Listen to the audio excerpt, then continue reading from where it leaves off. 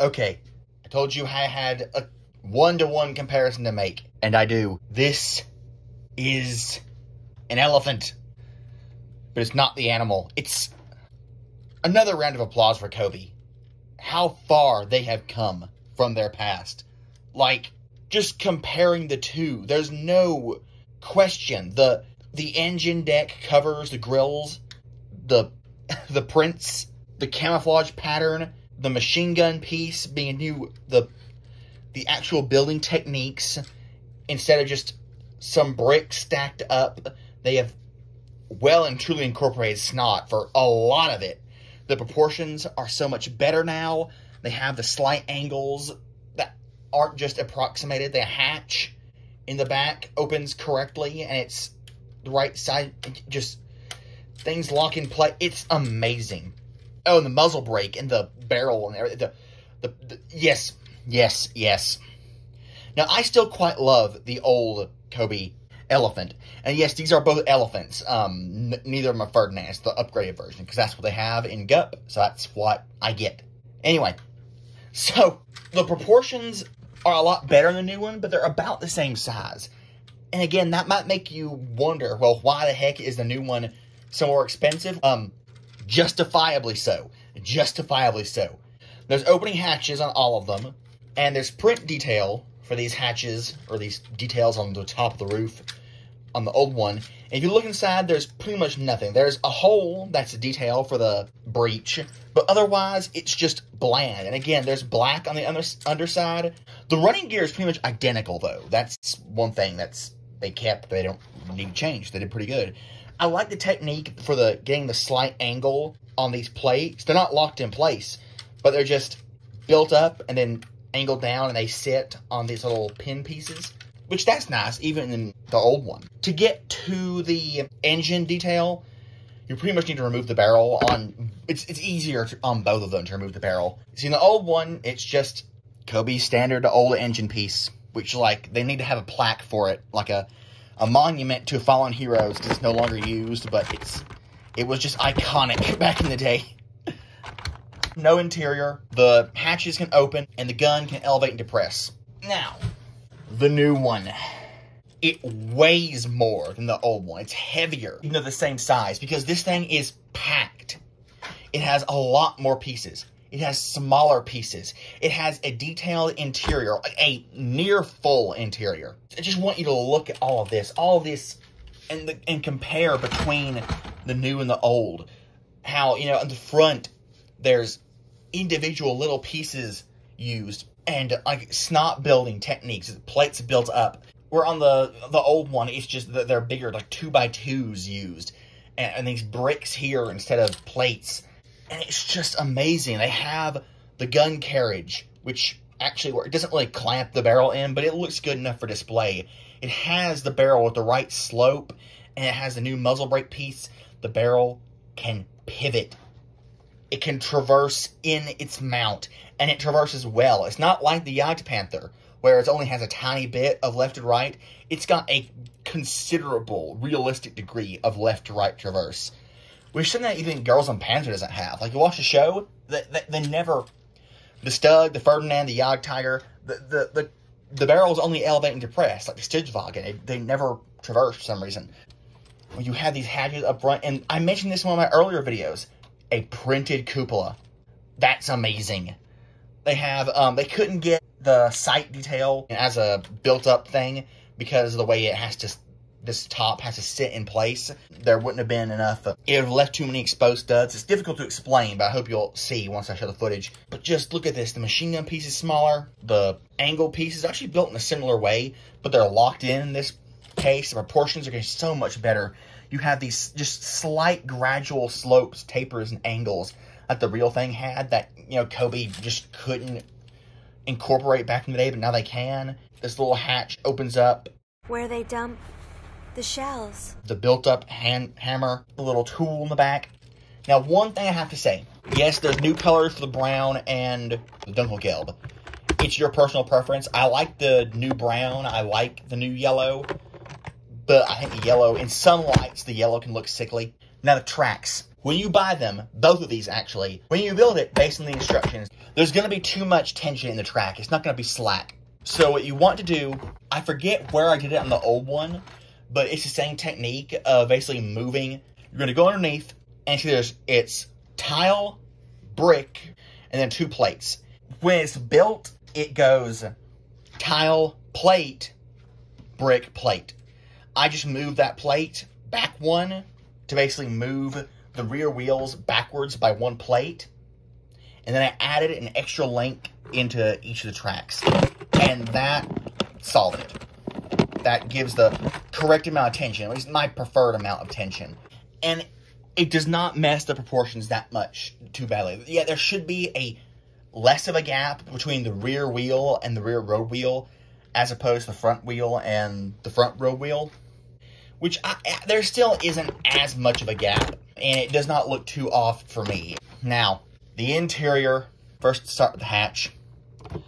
There's nothing for the commander to sit in, unfortunately. There's no place for the feet to rest or lock in place. They're pretty much just held up by the arms, the minifigure. But that doesn't matter to me. You're going to rock the top up and out, and look at all of that detail. There is, look at that. For that little gray round piece, there's barely enough room for it to move with the rotation of the breech, but it actually does move. Again, no, there is no breech port. Even though they have the new shell pieces, there's no actual hole in the breech for you to slide in a shell piece, which is unfortunate, but again, at such a small scale, get this build at all. Like, you know, again, look at the gunner's seat, how such small it is compared to a minifigure.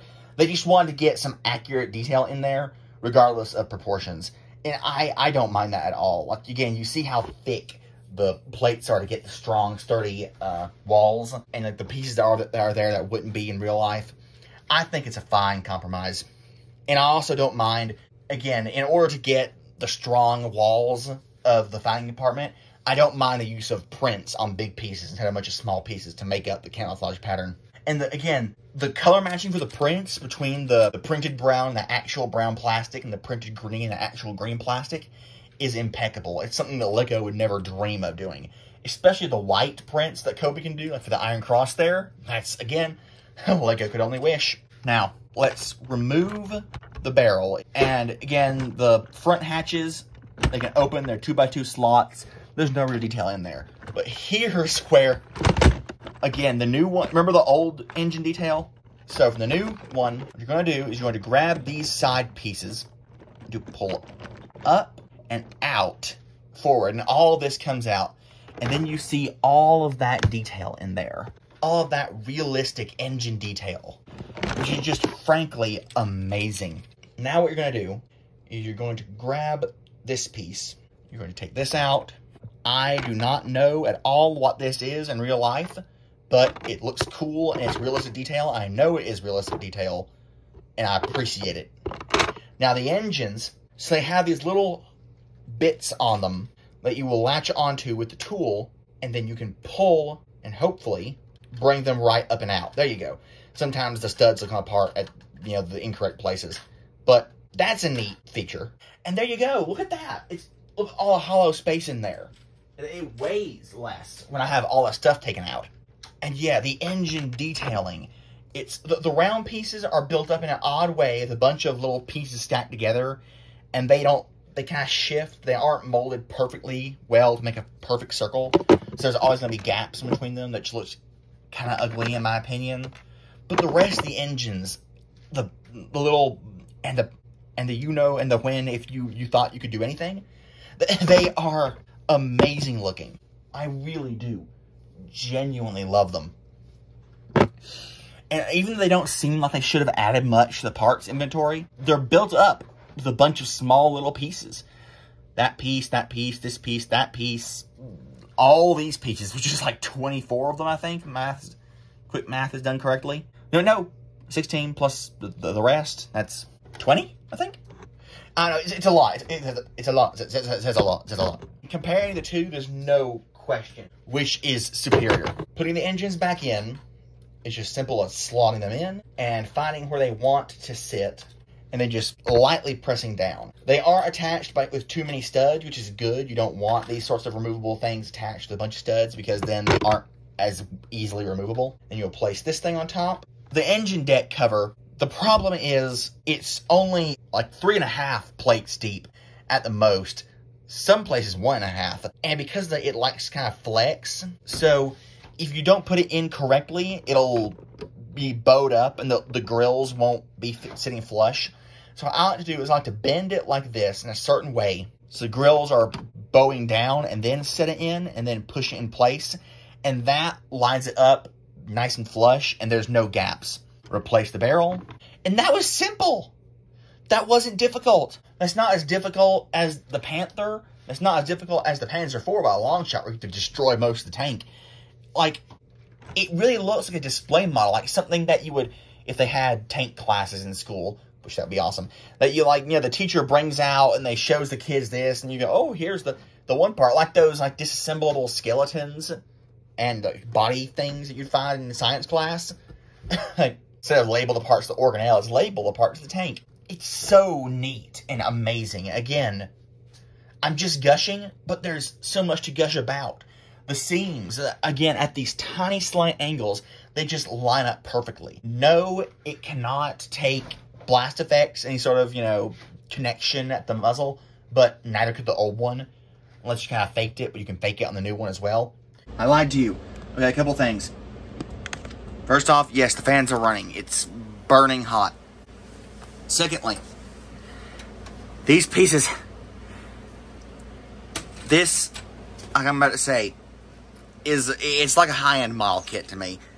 And I don't ever plan to disassemble it or destroy it. So I would really recommend, if you're going to glue anything, glue these things. Because they're only attached with 3 studs. They're big pieces. And you have, like, I can grab this guy from the front all day. And he's, you know, I can grab it right here. Perfect at the top.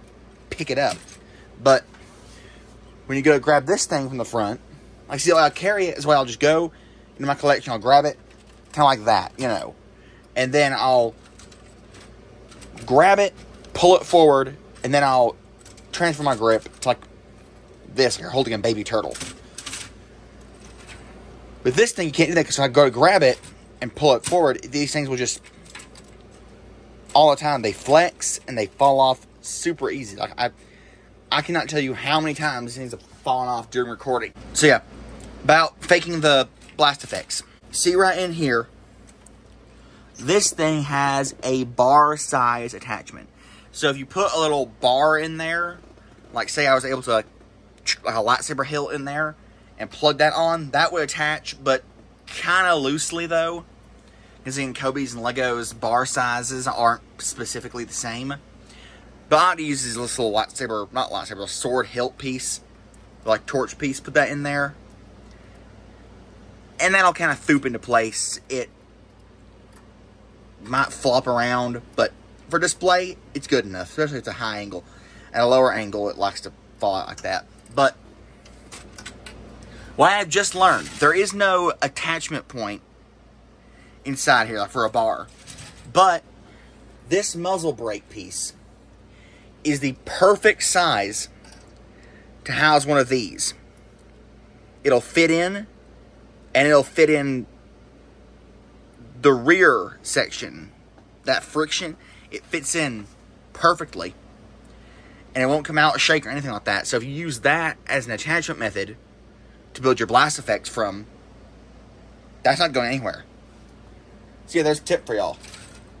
Again, for the old one, the machine gun can't move. It can't move in the new one. They have improved so much and so well. It's incredible. They're a company now, like in their own right. Like they're not even a knockoff of Lego anymore. They're a rival and a competitor, and a serious one at that. I don't really buy any Lego anymore because Cobi makes military stuff. I don't know who Lego's trying to appeal to with that. Give us the Osprey Lego, please. No one was happy when you recalled the Osprey. No one was upset when you announced it. Like, you're not appealing to anyone. I know the whole thing we said, war is not child's play. I played Medal of Honor literally before I could read. Kids have been playing with toy guns for generations. and we're all fine. None of us are like maniacs. Or if you think that playing with toy tanks and aircraft gonna make the kids desensitized to war and violence and be okay with it, you don't know what war and violence is actually like, because it's nothing like these toys. Yeah, the toys are realistic to the vehicles, but war is like, is the old saying that you don't know it until you're there. It's horrific, and even the most staunch fan of Call of Duty or whatever, if they actually get into the military and go into, like, fight an actual firefight, they will all tell you, no, it's completely different. I was not prepared for it. I wasn't desensitized to it.